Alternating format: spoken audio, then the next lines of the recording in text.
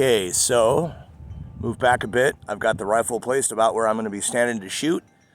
You can see the two yellow cat litter containers have a piece of wood across the top. I'm just aiming for kind of center mass on that piece of wood. I did observe moving it around from, that's the same piece that I shot with the 40 cal handgun. There was pass-through from several of those shots. Interesting. So there will almost certainly be pass-through on this one too. So that's why it's kind of, there's not a whole lot in the distance, and neighbors' dogs are not back there, and it's not in the direction of anybody's shed either. So kind of, that's what I'm doing. So got my ear pro and my eye pro.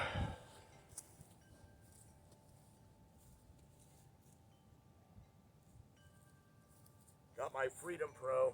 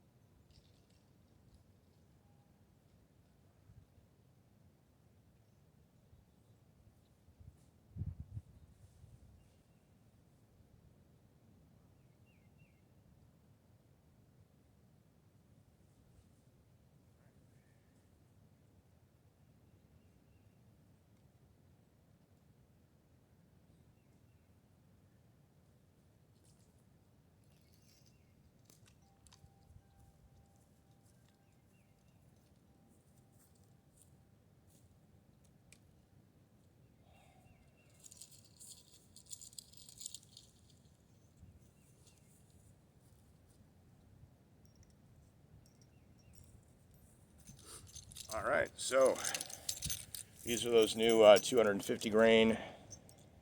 Lighter and my pocket knife out of the equation here.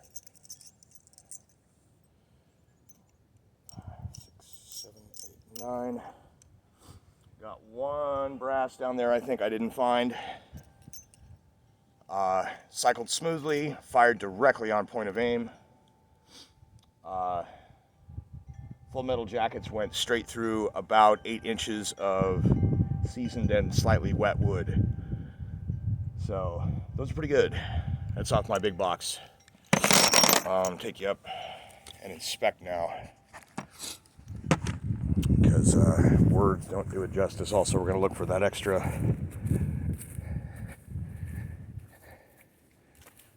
shell casing. Here's the start of spring wood. There is more, by the way. I know this is off topic, but I've got a few other trees down back there and several others you can see, like that one that needs to come down. So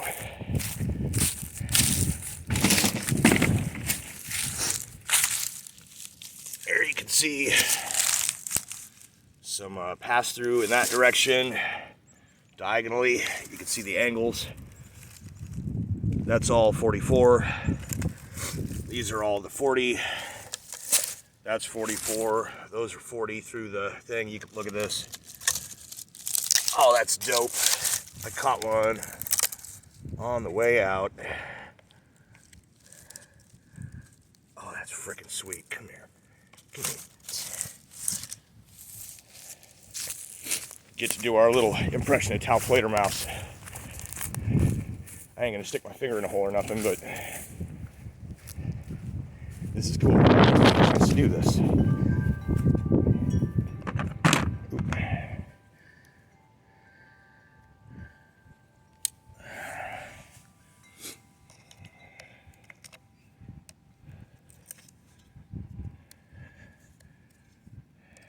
Get it to come out. Look at that.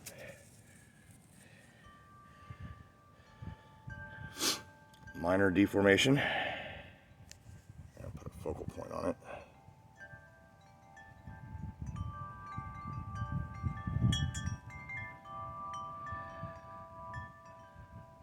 Man, there it is. There it is. Oh, come on, focus. So anyways, you can see the rifling. It's a full metal jacket. You can see where the powder residue from the smokeless. This is almost reloadable. I wouldn't, but it almost is. So this is what a full metal jacket is this is a complete, you can see where they crimp on the two ends, but it is a complete copper jacket over lead projectile. And that's a weighty one, but you can see that is from that one, I believe. So it went all the way through and stopped over here. That's 5 or 6 inches of wood. So I wonder if I got other ones trapped in here too.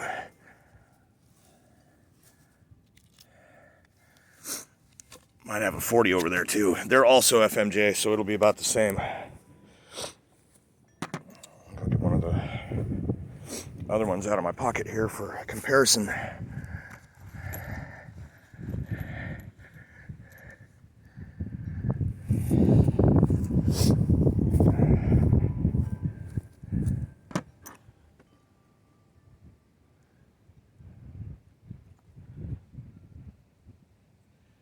The whole rest of that is powder.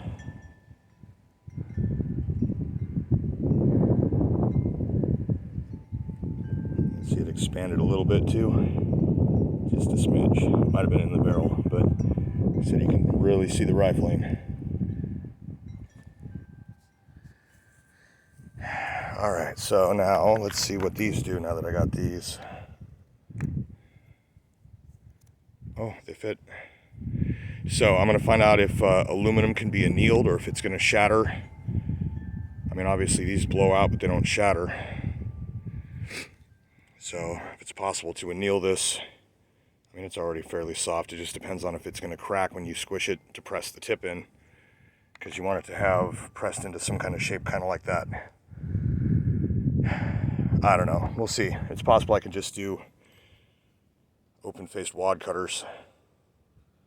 Or, who knows?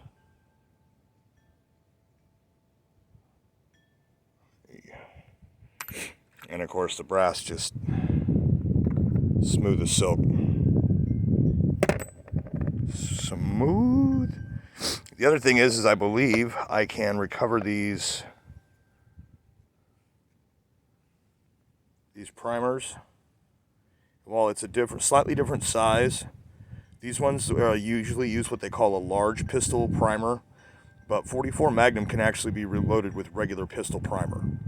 So the thing with these is that you can get them, there's a tool called a deprimer that'll pop that little thing straight out through that end, and then you can pop a little turbine shape thing that's in the top. It's a 2-piece unit thing there. Then you can flatten out the pin impression, the firing pin on this side, because the unfired bullets don't have that. Fired ones do. Oh, finally. There we go. So anyways, you can get that flattened back out. You can reload that with primer. Now, getting primer powder is difficult these days. However, the recipe is not too different from black powder for regular pistol primer. It involves basically something equivalent to bang snaps, or what is in caps.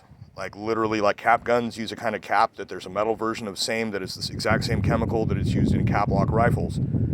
So it is an easily homemade thing if you have the right ingredients. And so anyways, I could make primer. There's a means to safely squish the stuff in without igniting it, and then put the little turbine things back in place, and you've got new primers to reload. So working toward ammunition independence eventually. But so this is what we got. I was going to shoot another 10 on that Henry, but I don't think I'm going to waste the rounds. I don't have anything decent to shoot at. I would like to take it out to the big hollow range or something, but I think I got to get cleared through their certification first. I'm not sure how that works. But, oh, let's inspect the barrel. I'm going to show full clear here. There's nothing in this gun.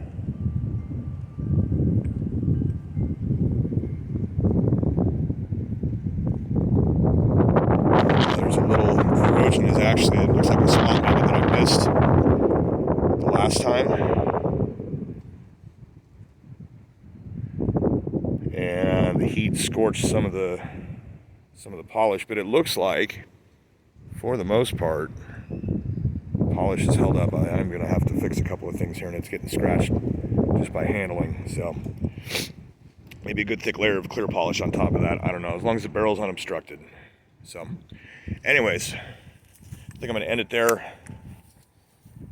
This has been, I don't know, maybe I'll just add this on to the end of the pistol one, and it'll just be one target practice thing. I don't know. We'll see. I don't know. It's long enough. I think I'll let it upload separately.